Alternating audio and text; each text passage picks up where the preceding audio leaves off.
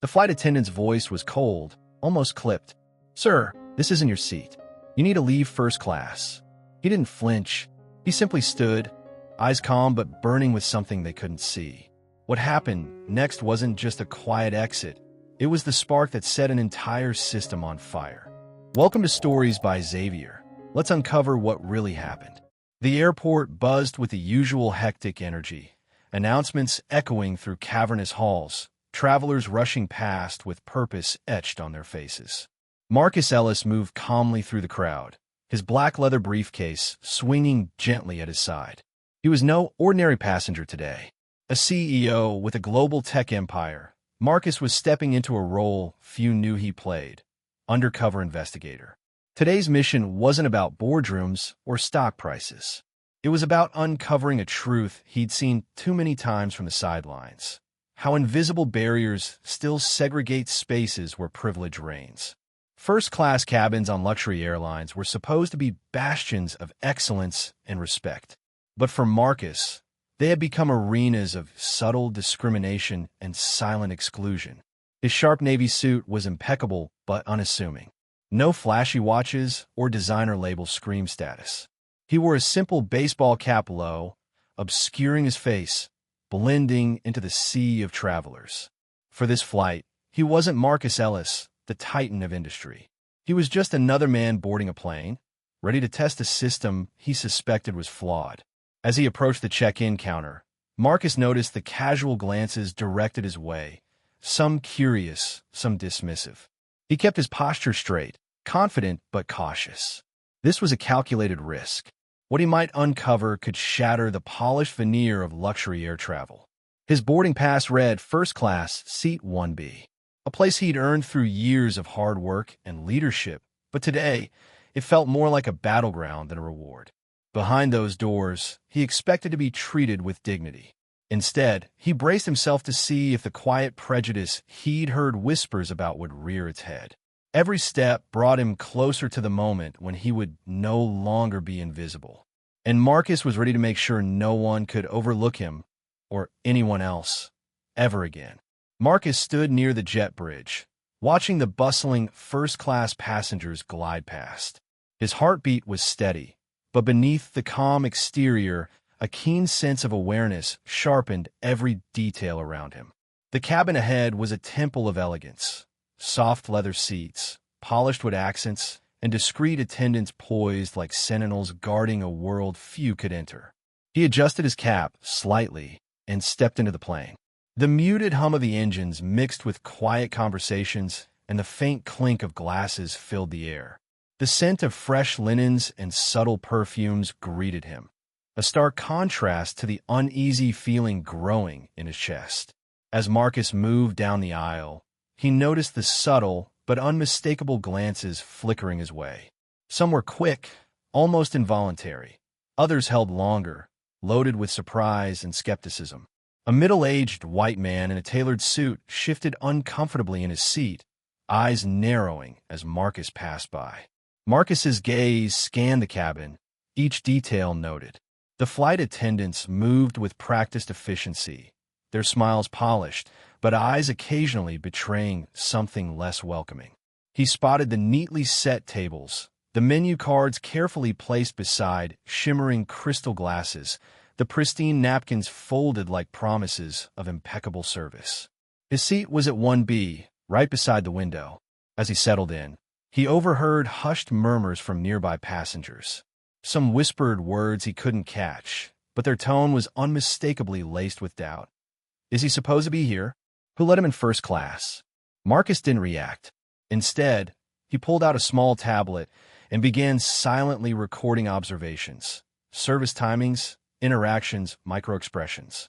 Each moment was data, each slight a piece of a larger puzzle. For Marcus, this was more than just a flight. It was a test, a chance to shine a light on practices that kept too many people excluded under the guise of luxury and privilege. The journey had just begun. As the plane hummed softly in the background, Marcus felt the weight of eyes lingering longer than mere curiosity. He barely had time to adjust his seatbelt before a flight attendant approached, a tall woman with perfectly coiffed blonde hair and a practiced smile that didn't quite reach her eyes. She stopped beside his seat, clipboard in hand, and looked down at his boarding pass. "Sir," she began, her tone polite but firm, "I'm afraid there's been a mistake. Seat 1B isn't assigned to you. You'll need to move to economy." Marcus looked up slowly, his calm gaze meeting hers without hesitation. "I have my boarding pass right here," he said smoothly, pulling it from his jacket pocket and holding it up for her to see. She glanced at it briefly, her smile faltering for the briefest moment before she composed herself again. "I understand, but the cabin crew has received different instructions. We have a strict seating policy." There was a pause, a charged silence that stretched just long enough to unsettle. Around them, a few passengers turned to watch, their expressions ranging from surprise to thinly veiled judgment. Marcus noticed the subtle shifts, the tightening of jaws, the averted glances. He lowered his voice, but maintained steady composure. "If there's an issue, I suggest we clarify it now. I'm here for business, and I expect the service I booked." The attendant's eyes narrowed slightly, the professional mask slipping just enough to reveal the discomfort beneath. "I'll check again," she muttered, turning away. Marcus watched her retreat with a quiet intensity. This wasn't just about a seat. It was the first real barrier he'd encounter on this flight, a test of whether the luxury world he navigated would recognize him on his own terms or dismiss him because of who he was beneath the surface. He knew this confrontation was only the beginning. The flight attendant returned after a few minutes, her steps measured but her expression unreadable. She glanced at Marcus, then at a small screen in her hand, confirming his seat assignment. "Very well, sir. Your seat is correct," she said, voice neutral but tinged with a subtle reserve. Marcus offered a polite nod, but sensed the unspoken tension lingering in the air. The quiet resistance wasn't about his boarding pass or business credentials. It was something deeper, invisible yet palpable. He could feel the walls closing in, not built of bricks, but woven from assumptions and unspoken rules. As she turned to attend other passengers, Marcus settled into his seat and observed closely. Around him, the other first-class travelers seemed to float in their own worlds, exchanging smiles and stories with attendants who greeted them by name. But his interactions were clipped, distant, as if he was a guest allowed in the room, but never fully invited to the table. He noticed how the flight attendants subtly avoided prolonged eye contact with him, how their smiles faltered just when they should have been warmest. The carefully curated atmosphere of luxury masked an undercurrent of exclusion. Marcus's mind drifted to the countless boardrooms, conferences, and dinners where he had faced similar silences, polite facades that hid judgments about his presence. But he had learned to endure, to read between the lines, to understand that silence, when wielded by the privileged, could be as powerful as any spoken word. He pulled out his phone discreetly and began making notes. This was more than just a flight. It was an opportunity to document a truth often denied in daylight. Silent resistance was a language, and Marcus was fluent. The hours ahead promised more challenges, but he was ready to meet them, not with anger, but with quiet strength. Minutes into the flight, the cabin lights dimmed to a soft glow, signaling the start of meal service. Marcus watched carefully as flight attendants moved down the aisles, expertly balancing trays laden with delicacies reserved for first-class passengers. Lobster bisque, prime steaks, vintage wines, each dish a carefully curated experience, a symbol of prestige and comfort. When the attendant reached Marcus's seat, her practiced smile was in place, but the warmth was missing. "Good evening, sir. May I confirm your meal choice?" she asked. "I pre-ordered the lobster bisque and the prime rib." As usual, Marcus replied calmly, maintaining eye contact. The attendant's smile twitched, but her voice took on a rehearsed neutrality. "I'm very sorry, sir, but we're out of those options tonight. We only have a cold chicken sandwich available." Marcus blinked, surprised but not shocked. "Are you certain? I confirmed my order days ago and received confirmation." Her eyes darted away for a brief moment, a flicker of discomfort flashing behind the professionalism. "It must be a system error," she said quickly. "I apologize for the inconvenience." He looked around the cabin discreetly. Every other passenger at his row was served the meals they ordered, their trays immaculate and steaming. Marcus's cold sandwich sat on a plain tray, no silverware or napkins, stark against the lush surroundings. The insult wasn't just in the meal, it was in the message. A subtle but clear signal that despite the ticket, the status, and the credentials, Marcus was not entitled to the same treatment. He didn't voice anger or frustration. Instead, he placed the sandwich untouched on the side, fingers lightly drumming the armrest. This wasn't about food. It was a test of patience and presence. Marcus understood that the true battle wasn't fought in raised voices, but in quiet endurance paired with decisive action. And he was ready. As the meal service continued, Marcus's eyes never left the subtle dance unfolding around him. The cabin attendants moved with practiced precision, but their attentiveness varied starkly depending on the passenger. White men in tailored suits received the kind of service that felt personal. Attendants addressed them by name, poured their drinks with a delicate hand, and responded instantly to requests. Marcus, meanwhile, felt the weight of invisible walls. His call button pressed lightly, barely a whisper of a request. Yet it took minutes before a crew member appeared. When they did, the response was brisk and perfunctory, eyes flicking over him as if he were a disturbance. He watched as an elderly gentleman in the next row was offered a refill of his rare vintage wine before he had even finished his first glass. Meanwhile, Marcus's glass sat half empty, forgotten on the side table. Throughout the cabin, small gestures revealed a network of bias. Extra towels delivered with a smile here, a warm greeting there, while Marcus's presence was met with polite indifference. The contrast was glaring. Yet Marcus's expression remained composed. He wasn't here for sympathy or confrontation. He was gathering data, silently cataloging each instance of favoritism and exclusion. Every delay, every glance, every overlooked request became a piece of evidence, a thread unraveling a fabric of systemic inequality. In his mind, the quiet power of observation became his greatest weapon. For this was not just about one flight or one sandwich denied. It was about exposing a culture that had normalized exclusion while dressing it up as luxury.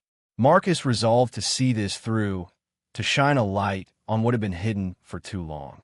As the plane cruised steadily above the clouds, Marcus reclined slightly in his seat, letting his mind drift back through the years.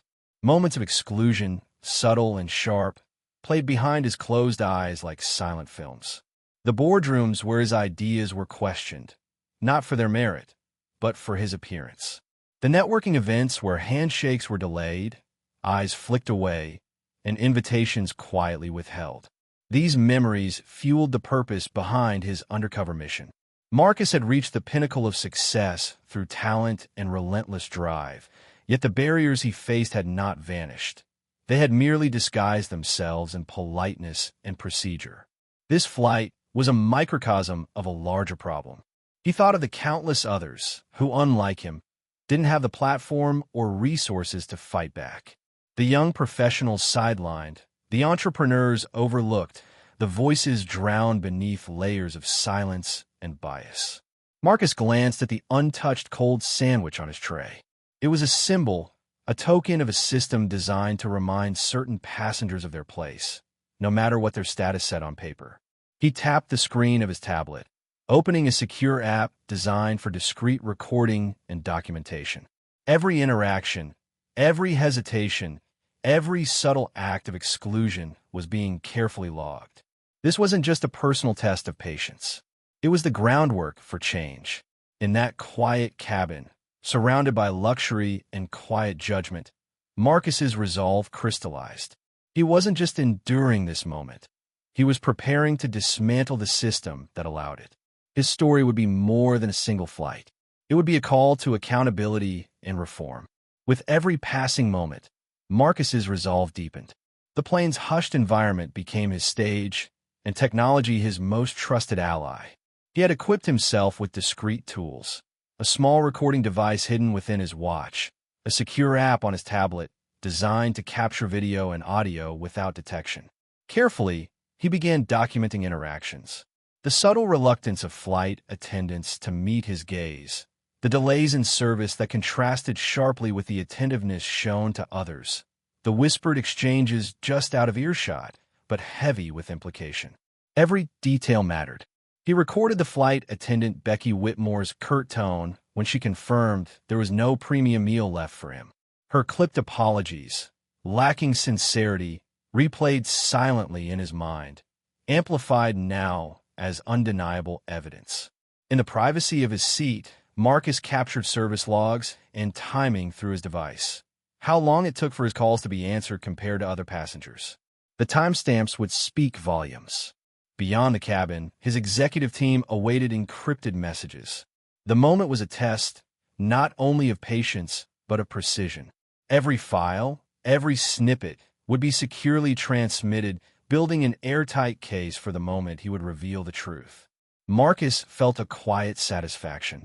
He was no longer a passive victim of discrimination, but an active agent of change. The camera's lens was no longer a threat, but a beacon, capturing what the polished surfaces of first-class service tried to conceal. Each recorded frame was a strike against a system that had long operated in shadows, and Marcus was poised to bring that system into the light. As the flight progressed, Marcus noticed the small but telling ways the crew made his experience more difficult. A newspaper he had left folded on the side table suddenly vanished, only to be returned minutes later, slightly crumpled. His noise-canceling headphones were accidentally left behind when the flight attendant collected trash from his seat. When Marcus pressed the call button for a simple request, a glass of water, the response was noticeably delayed. The attendant who finally arrived appeared rushed and distracted, offering a terse smile before moving on. He observed how crew members exchanged quick, knowing glances when they thought he wasn't looking. There was an unspoken code, a quiet agreement to make his presence less comfortable, a slow erosion of dignity through small acts of disregard. Marcus understood that these subtle sabotages were often the hardest to prove. There were no loud confrontations, no explicit insults, only a quiet undermining masked by professionalism. But he was ready. Every misplaced item, every delayed response, every sidelong glance was being noted, recorded, and saved. He reflected on how systems of exclusion often operated in these shadows, insidious, unseen by many, yet deeply felt by those subjected to them. Marcus's mission was clear, to expose these patterns and force accountability. His calm endurance was not weakness, it was strategy. The soft hum of the cabin was suddenly pierced, not by raised voices, but by the weight of deliberate words.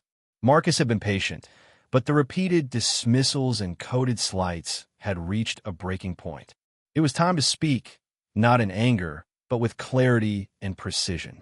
When the flight attendant approached his seat again, Marcus looked up with steady eyes. "I need to understand," he began calmly, "why my pre-ordered meals were denied while others received theirs without issue." The attendant's practiced smile faltered, replaced by a flicker of discomfort. "There must have been a system error," she replied, voice tight. He held her gaze without flinching. "System errors don't explain why my calls go unanswered longer, why my requests are delayed, or why other passengers are greeted by name while I am simply sir. Can you help me understand?" A hush fell over nearby passengers, their curiosity barely masked. The attendant's eyes shifted away, searching for an escape. Marcus continued, "This isn't about a sandwich or a seat. It's about fairness, respect, and dignity. I'm here to witness how this cabin treats its guests, and the truth is clear." Her jaw tightened. For a moment, the mask slipped, revealing the weight of unspoken biases. Then, professionalism reasserted itself. "I will note your concerns and pass them along," she said stiffly, before moving away. Marcus sat back, calm but resolute.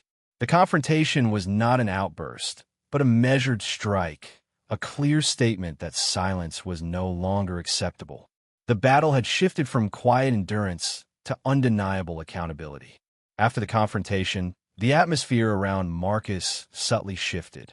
The flight attendants maintained their smiles, but there was a new edge to their interactions, politeness laced with thinly veiled disdain. It was a cold kind of professionalism that spoke volumes without uttering a single harsh word. Marcus noticed how the crew exchanged quick, coded looks when they thought he wasn't watching. They whispered in corners, their conversations dropping to hushed tones as he approached. It was as if he had disturbed an unspoken order, and now he was marked. The casual gestures that once seemed benign, like skipping a routine greeting or delaying a drink refill, became deliberate acts of exclusion. When he pressed the call button, responses were efficient but distant, lacking the warmth shown to others. Even passengers nearby seemed to pick up on the tension, their eyes flickering toward Marcus with a mixture of curiosity and discomfort. Some avoided eye contact altogether, unwilling or unsure how to engage. Marcus sat quietly, absorbing the landscape of disguised disdain. It was a form of discrimination that didn't shout, but whispered, a subtle erosion of respect that could be easily denied or dismissed.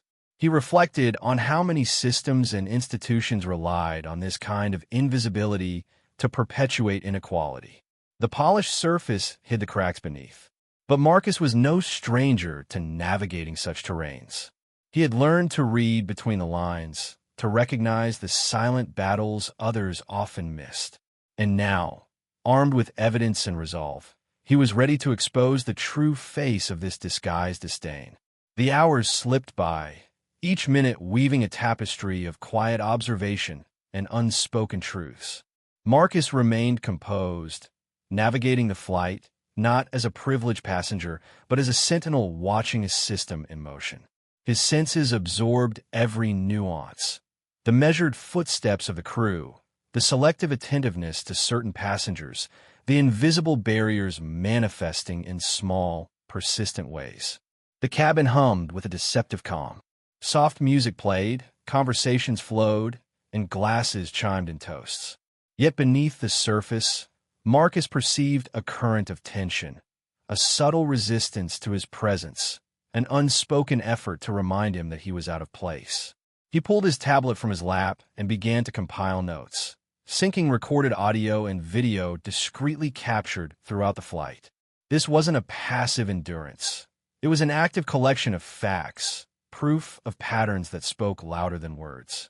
Marcus reflected on the contrast between this curated luxury and the cold reality of exclusion. First class was a world designed to pamper, yet it could also be a cage that silently judged and confined. His mission transcended this flight. It was a probe into an industry that masked bias behind sophistication, an investigation into a culture that needed to be challenged. As the plane soared toward its destination, Marcus steeled himself for what was to come. The journey was far from over, and the real work lay ahead. While the cabin's muted hum persisted, Marcus's fingers moved deftly across his tablet's touchscreen.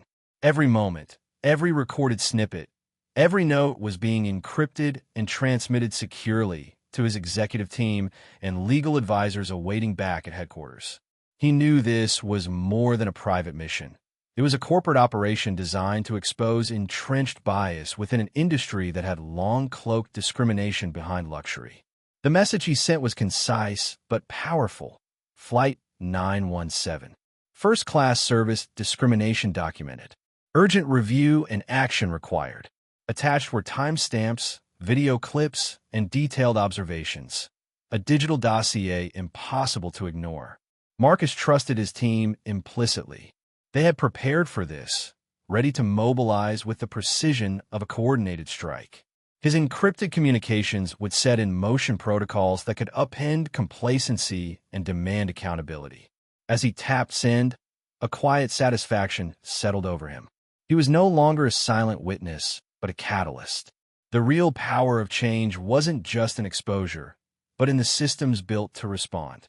Outside, the plane continued its steady arc across the night sky, but inside, a revolution was quietly unfolding, one bite at a time. Back at headquarters, Marcus's encrypted message lit up screens, and alerted a select group of trusted executives and legal experts. The data packet was thorough: video clips of interactions, detailed logs of service delays, and time-stamped records of preferential treatment given to other passengers. His team sprung into action with practiced efficiency. The legal department began drafting potential complaints and reviewing internal policies. Corporate communications prepared statements, while diversity and inclusion officers assessed the broader implications. Marcus's executive assistant, Aaliyah, coordinated the response like a conductor guiding a symphony. She activated confidential audit protocols, signaling teams to prepare for a comprehensive investigation. The atmosphere in the war room was charged with urgency but calm focus. No one underestimated the impact of the evidence Marcus had gathered. This was more than a passenger complaint. It was a challenge to a system steeped in subtle, systemic bias. Marcus, miles away in his seat, felt a surge of confidence, knowing his mission was supported by a team ready to turn his findings into tangible change. This wasn't just a fight for one flight. It was the beginning of a movement toward accountability and fairness at every level. The plane's wheels screeched softly as they kissed the runway, the familiar sound resonating through the cabin like a signal that the long flight was finally coming to an end. Marcus sat upright, eyes focused ahead, heart steady but alert. The quiet journey had been anything but peaceful for him. Around him, passengers began gathering their belongings, chatting and stretching, eager to disembark. Yet beneath the surface of this mundane routine, a tension simmered, one invisible to most but sharply felt by Marcus. This was the moment when the true impact of his presence and the quiet resistance he had faced would unfold beyond the cabin walls. He sensed the eyes of the crew shifting, now not only measuring him, but wary of the storm that was brewing. His encrypted messages had set wheels in motion. Legal and HR teams would be waiting at the destination. The backstage of luxury air travel was about to be pulled into the spotlight. Marcus adjusted his jacket, preparing himself for the next phase. Not just a passenger exiting a plane, but a leader ready to confront an entire system. The cool professionalism he had maintained thus far was about to meet the decisive action that awaited on the ground. The descent wasn't just physical, it was the beginning of a reckoning. As Marcus stepped off the plane, the sterile brightness of the terminal greeted him. But this was no ordinary arrival. Waiting beyond the jetway were stern-faced airline executives and legal representatives, their presence signaling that the flight's turbulence was far from over. Without hesitation, Marcus requested a private meeting with the airline's leadership. In a quiet conference room, away from prying eyes and microphones, he laid out the evidence with crystal-clear precision. Video footage, service logs, and first-hand accounts of subtle discrimination during the flight. His tone was calm, yet unyielding. He didn't seek apology or sympathy. He demanded accountability. The luxurious veneer of the airline's brand was cracked wide open, revealing a culture that had tolerated exclusion beneath the guise of service. The executives exchanged uneasy glances, their rehearsed responses faltering under the weight of undeniable proof. Marcus knew this confrontation was more than symbolic. It was a catalyst for change. Outside, the news was beginning to leak, whispers turning into headlines. The quiet man in seat 1B was no longer invisible. His voice, amplified by evidence and resolve, was poised to shake an entire industry. This was only the beginning. News of Marcus's revelations rippled quickly through the airline's corporate headquarters. In the sleek, glass-walled boardroom, executives and department heads gathered, their faces a mixture of shock and unease. The evidence Marcus presented was irrefutable, a damning expose of a culture steeped in subtle but systemic discrimination. The CEO sat at the head of the table, reviewing reports and video clips. His usual composed demeanor cracked under the pressure as discussions turned urgent. Legal advisors debated liability, PR strategists crafted damage control, and HR leaders scrambled to formulate immediate action plans. This was no ordinary crisis. It was a reckoning. The luxury airline's reputation, built over decades, now stood on fragile ground. Some board members argued for quiet resolution, hoping to contain the fallout, but others recognized the opportunity for real change. The conversation shifted from damage control to reform, a chance to rebuild trust and redefine service standards. Marcus's case had ignited a firestorm. The airline faced a choice: ignore the truth and risk irreparable harm, or embrace transparency and lead a transformation. Behind closed doors, the battle for the company's soul had begun. Within hours, the story broke beyond the confines of the boardroom, spilling into the public arena with a force that no press release could contain. Major news outlets around the globe picked up the headline: Undercover Black CEO exposes discrimination in first class. Luxury airline in crisis. Social media ignited with the hashtag #Seat1B trending worldwide. Personal stories poured in from passengers who had experienced similar slights, their voices amplified by Marcus's courage and evidence.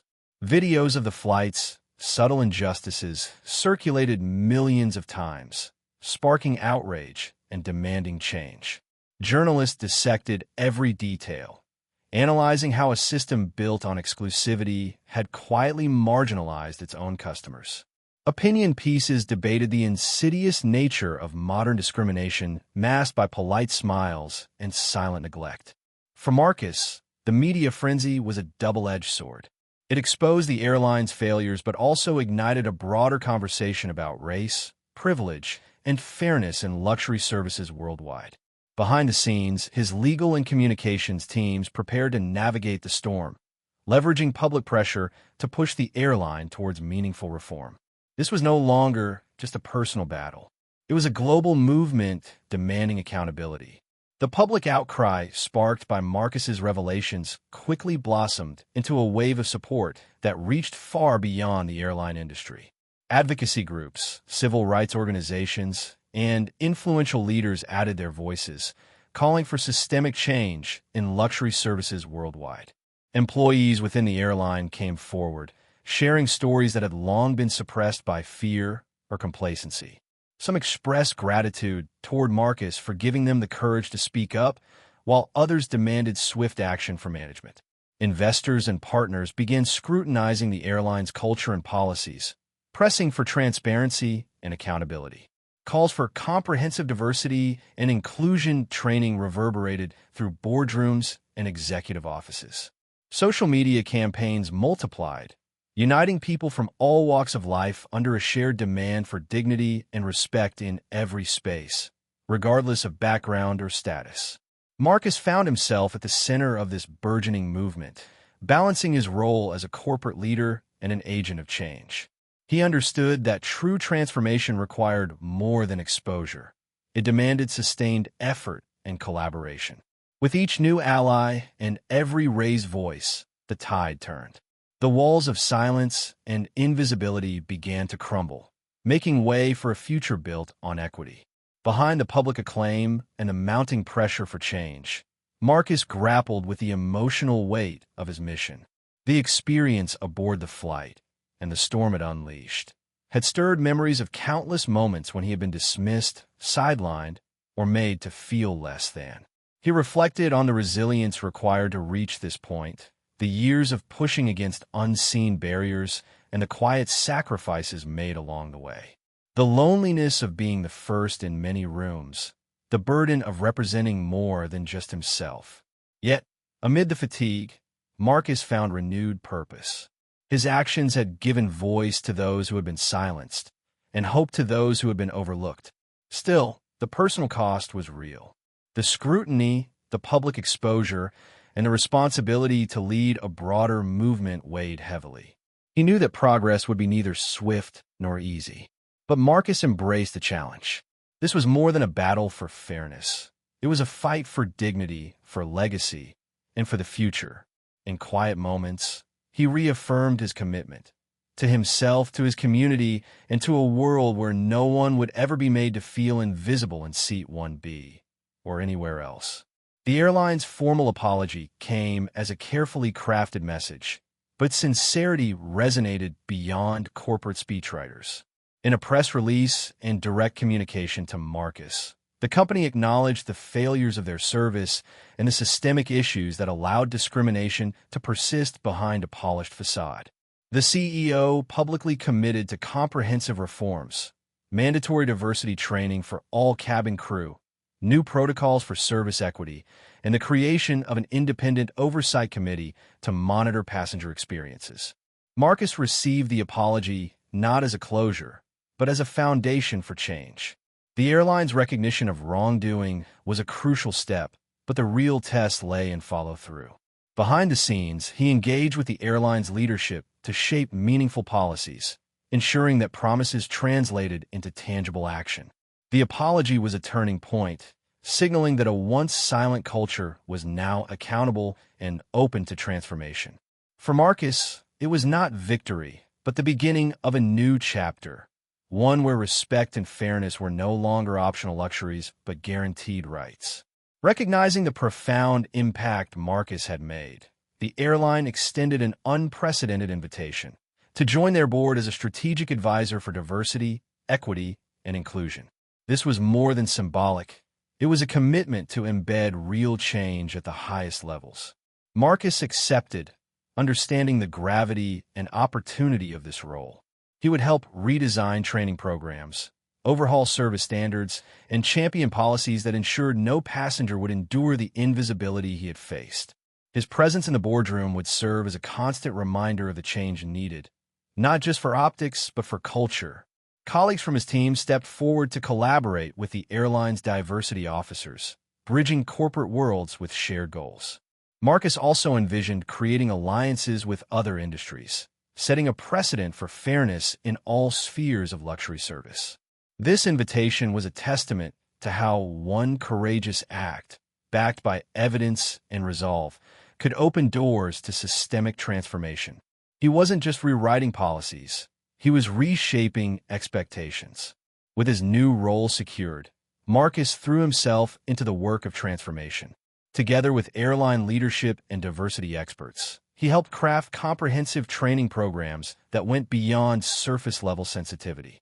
The focus shifted to understanding unconscious biases, recognizing microaggressions, and fostering genuine empathy among staff. New protocols were introduced for meal orders, passenger interactions, and complaint resolutions, all designed to ensure equity. Monitoring systems were implemented to flag disparities in real time, with accountability measures tied directly to performance reviews. Marcus also advocated for increased representation of diverse voices in hiring and promotions, aiming to dismantle barriers at every organizational layer. The changes rippled beyond the airline, inspiring similar reforms in other luxury service sectors. Conferences, workshops, and public forums echoed the lessons learned from one flight and one courageous CEO. It was a painstaking, ongoing process, but Marcus remained steadfast. The system he had exposed was being rebuilt brick by brick, with transparency and fairness at its core. The journey was far from over, but the foundation was set for lasting change. Months later, Marcus sat quietly in a newly renovated first-class cabin, not as a guest, but as a steward of change. The atmosphere was different now. Genuine smiles, attentive service, and a palpable sense of respect for every passenger, regardless of background. He looked around at the diverse faces of the crew, trained and empowered to recognize and overcome biases that once lurked unseen. The policies and protocols he helped implement had taken root, transforming the culture from within. Outside the window, clouds drifted peacefully, mirroring the calm progress unfolding below. Marcus knew the fight for equality was ongoing. Systems are never perfect, and vigilance is forever required. Yet, the barriers once rigid and unyielding were now cracking. The story of one flight, one sandwich denied, had ignited a movement that transcended a single industry. Marcus's legacy wasn't just in boardrooms or press releases. It was in every passenger who now felt seen, respected, and valued in spaces that had once excluded them. He understood that true change is quiet but powerful, built on courage, evidence, and relentless commitment. And as the plane soared onward, so did the hope for a world where dignity and fairness are no longer privileges, but rights.